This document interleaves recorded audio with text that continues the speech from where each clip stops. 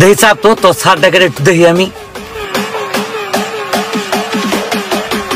এই কেটে এদিকে আয়, এদিকে আয়। ভাই আসসালামু আলাইকুম। ওয়ালাইকুম সালাম। এই তুই কি শুরু করছিস? আমরা ফাজিল দিলি কোন একটা থাবো তুমি একবার কানাপট্টি গরম করে এলাম। আচ্ছা মোশাররফ, টাকা আছে লগে?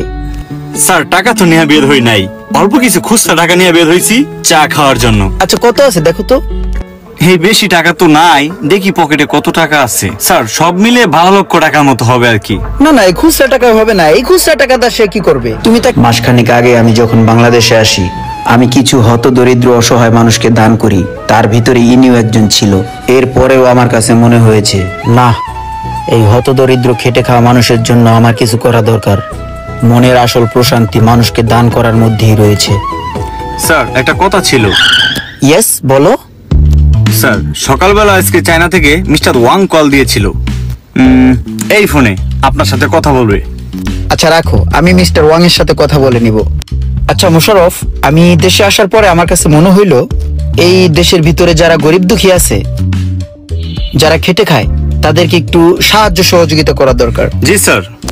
এক কাজ করো, চলো তো আমরা কিছু গরিব মানুষ খুঁজে আসি। ওকে স্যার, চলুন।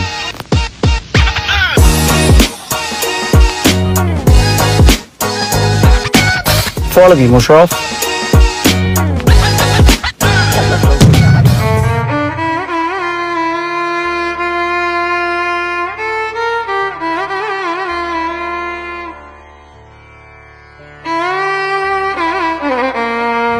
আহারে মোশাররফ দেখো, ইস কত কষ্ট করতেছে। মোশাররফ দেখো, এই ছেলেটা কত কষ্ট করতেছে। মোশাররফ, এই যে আমার হাজার হাজার কোটি টাকা, এই টাকা দিয়ে আমি কি করব যদি আমি মনের প্রশান্তিটাই না পাই? আমার মনের প্রশান্তি কিভাবে আসবে জানো? কিভাবে স্যার? যারা অসহায় দরিদ্র গরিব মানুষ আছে এদের মতো, তাদেরকে যদি সাহায্য সহযোগিতা করতে পারি, তাহলেই আমার মনের প্রশান্তিটা আসবে। আচ্ছা মোশাররফ, টাকা আছে লগে? স্যার টাকা তো নিয়ে বের হই নাই, অল্প কিছু খুচরা টাকা নিয়ে বের হইছি চা খাওয়ার জন্য। আচ্ছা কত আছে দেখো তো। এই বেশি টাকা তো নাই, দেখি পকেটে কত টাকা আছে। স্যার সব মিলে 12 লক্ষ টাকার মতো হবে আর কি। না না, এই খুচরা টাকা হবে না। এই খুচরা টাকাটা সে কি করবে? তুমি তাকে 5 কোটি টাকা দাও। আচ্ছা এই খুচরাটাও দিয়ে দাও, দিয়ে আসো। হ্যাঁ জি স্যার, শিওর। এই আঙ্কেল শোনেন। আসসালামু আলাইকুম। ওয়ালাইকুম আসসালাম। চাচা, উনি আমার স্যার, উনি আপনাকে এই টাকাগুলো দিয়েছেন। বাবা এত টাকা? হ্যাঁ রে চাচা, এ তো কোনো টাকাই না। আমার স্যার আপনার জন্য 5 কোটি টাকা দিছে। ওই টাকাগুলো আমি দিব, আপনি আসেন, আপনাকে চেক লিখে দিচ্ছি। এতদিন পরে আল্লাহ মনে হয় মুখ তুলে চাইছে। মাশাআল্লাহ, এবারের ফলনগুলো খুব ভালোই হয়েছে।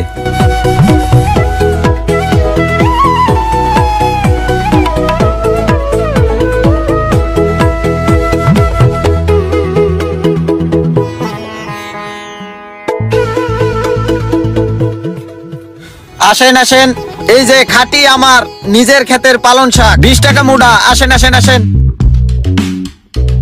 পেঁপে আছে, কাঁচামরিচ আছে, কার কি লাগবো? সবজি আছে, টাটকা সবজি, এই যে নিজের ক্ষেতের টাটকা সবজি। এই যে ভাই কি লাগে দেখেন। আমার কিছু লাগবে না, আজকে বিকালে আমার বসে এই বাজারটা দেখে গেছে। আপনারা এত কষ্ট করে দোকানদারি করতেছেন, সেই জন্য বাজারের সকল দোকানদারকে আমার বসে 5 কোটি করে টাকা দিছে। সেখানে আপনিও পাইছেন, আর সেটা দেওয়ার জন্য আমি আপনার কাছে আসছি। সত্যি? শুধু আপনি না, এই বাজারের প্রতিটা দোকানদার 5 কোটি করে টাকা পাবে। তাহলে তো কাম সারছে।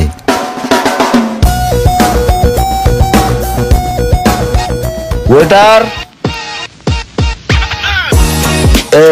এই তো আমি কিছু বুঝি টুঝি না। তয় আমার দিকে 1 গ্লাস শরবত আনো, যে খাইতে সুস্বাদু ভালো মজা লাগে হে, 1 গ্লাস শরবত আনো। আর এর মধ্যে কোনটা ভালো? স্যার এর মধ্যে থেকে আপনি ক্যাপাচিনোটা ট্রাই করতে পারেন। তো আপনি একটা কাজ করেন, ওই যে ক্যাপাচিনো না কি কইলেন, ওইটাই নিয়ে আসেন একটা। বেবি তোমার আসতে কতক্ষণ লাগবে? আর কত দূর আইসাও? ও তাড়াতাড়ি আহো, আমি এই যে এটা ছাদে উঠছি, ছাদে এককালে 17 তলা ছাদে, তাড়াতাড়ি আহো। I am waiting for you baby. I am waiting for you, baby. Chomoloco.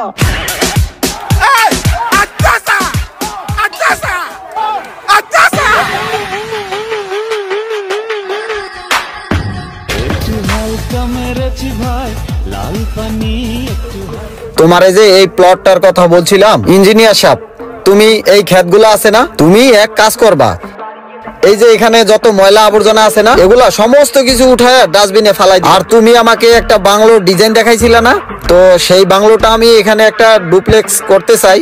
আর এই জায়গার বাংলোটার কাজ যদি শেষ হয়ে যায়, তখন দেখা গেছে ফ্রেন্ড সার্কেল নিয়ে একটু আসবো, আড্ডা টাড্ডা দিব। আর গুলশানের বাড়িতে তো ওটা আমার পার্মানেন্টলি, ঠিক আছে? তো সেজন্য তুমি এগুলো সব ফালাই দিয়ে এখানে কাজটা ধরো দ্রুত গতিতে। আর টাকা নিয়ে কোনো প্যারা নাই, তুমি তোমার কাজ শুরু করো। টাকা আপাতত এখানে আমার কাছে 2টা বান্ডিল আছে, এটা রাখো, এটা দিয়ে তুমি কাজ শুরু করো, বাকিটা আমি পরে দেখতাছি, ঠিক আছে? জি স্যার। আরে তুমি আজকে থেকে এখান থেকে যাও, তোমার চাকরি আউট, যাও চলে যাও। আঙ্কেল এখানে এখন ডুপ্লেক্স বাড়ি হবে। এই ধানি জমি দিয়ে আমার কি হবে? এই ধানি জমিতে আমার কয় টাকা ইনকাম হবে? এই বিলে যত ধানি জমি আছে, এই সব ধান ফালাই দিয়ে এই জায়গায় মার্কেট করতে হইব, অনেক বড় মার্কেট। জি স্যার। আমার প্ল্যানিং হচ্ছে অন্য লেভেলের প্ল্যানিং। পকেটে টাকা থাকলেই বুদ্ধি বেড়ে, এখানে পকেটে টাকা আছে, এখানে বুদ্ধির কোনো অভাব নেই। এই ধানি জমিনে বছরে 2-3 বার ধান হয়, এদিকে আমার হইব? আমি একদম জিপ গাড়ি নিয়ে মার্কেটের মধ্যে ঢুকমু, অন্যরকম ভাইবস। আমি এখন একজন কোটিপতি। তার এবার ফলনটা দেখুন স্যার, কত সুন্দর ফলন হয়েছে আপনার বাগানে স্যার। এই ফলন দিয়ে আমি কি করবো? এই বড়ই মড়ই গাছ দিয়ে কি হইব? এই জায়গা হবে মেল ফ্যাক্টরি, ইন্ডাস্ট্রি হবে, বিল্লাল ব্রাদার্স ইন্ডাস্ট্রি। এক কাজ করো, ওই জায়গায় যত বড়ই গাছ আছে সব একবারে কাটটা গোড়াতন জন্মাস দূরে হালাই দিও। এই জায়গায় আমি নগদাই কাজ ধরবো। এই বড়ই মড়ই গাছ দিয়ে হবে না, আমার বড় বড় প্রজেক্ট করতে হইব। চিন্তা ভাবনাই অন্যরকম, আগের ওই চিন্তা নিয়ে চলি না।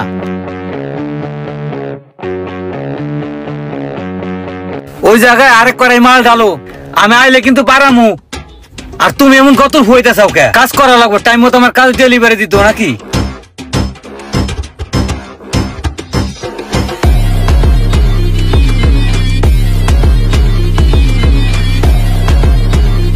ইস, কি কষ্টগুলো করে রে।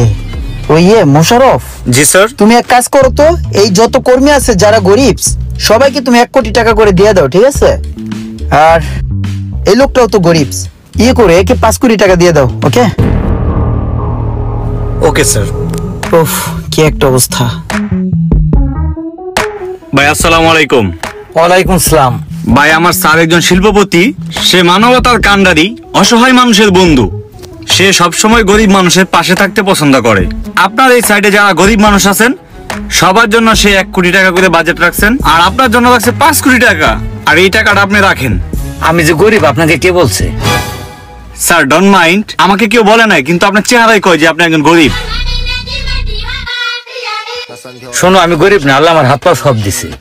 আমার তো টাকার প্রয়োজন না, ওদের যদি দিতে হয় আপনি নিজে গিয়ে বা আপনার স্যারের যাই দিয়ে আসতে বলেন, আমার টাকার দরকার নেই ভাই। ইটস ওকে স্যার, তাহলে আমি ওদেরকে দিয়ে দিচ্ছি। ও এই যে ভাইয়া, একটু এদিকে আসো। শোনো, আমার স্যারের পক্ষ থেকে তোমার জন্য গিফট আছে। আমার স্যার তোমাকে 1 কোটি টাকা দিয়েছে।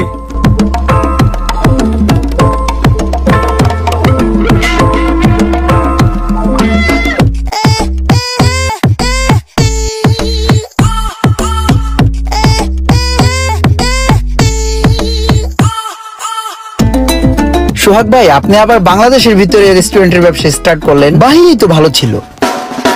অ্যাকচুয়ালি হচ্ছে রেস্টুরেন্ট বিজনেসটা আমার একটা শখ।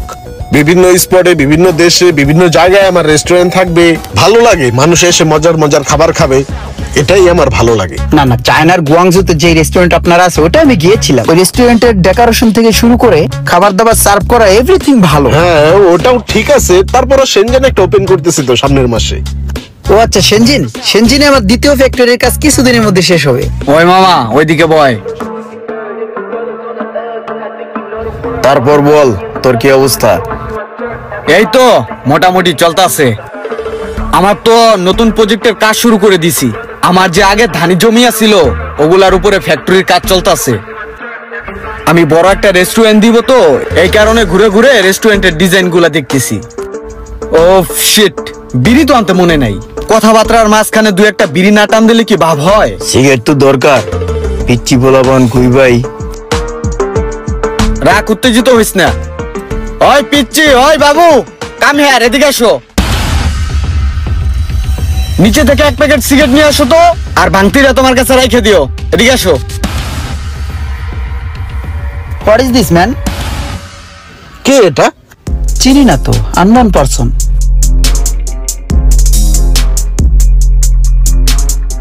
ওই বেটা, ডাকি কথা কি কানে যায় না? কান কান সাতাল আমি একবারে থাপড়াইয়া কেডা আমি চিনোস? যা সিগারেট লয়ে আয়। আরে ভাই আপনারা চিনি না জানি না, আপনি আমার অর্ডার করতেছেন সিগারেট আনার জন্য। What is this? আবার দেখি ইংলিশ কস। আরে বেটা চিনোস না? চিনবি, এই বিলালে চিনবি। তোর মতো পোলা মারা লাইলে তো আমার একবার নুনের পয়সাও দিতে হইব না। একটু আগে আর সময় গাড়ি দিয়ে একটা চাপা দিয়ে থুয়েছি, জাংলা দিয়ে 5 লাখ টাকা ছুঁড়া মারছি, আয়া পড়ছি। আই বিল্লাল আমার আইতে হইব। রাগ, আমি দেখতেছি ব্যাপারটা। কিরে কথা দিয়ে গায়ে যায় না, চামড়া দিয়ে ভালো মোড়া, চামড়া তো ছুইলে লাইতে হইব তোর।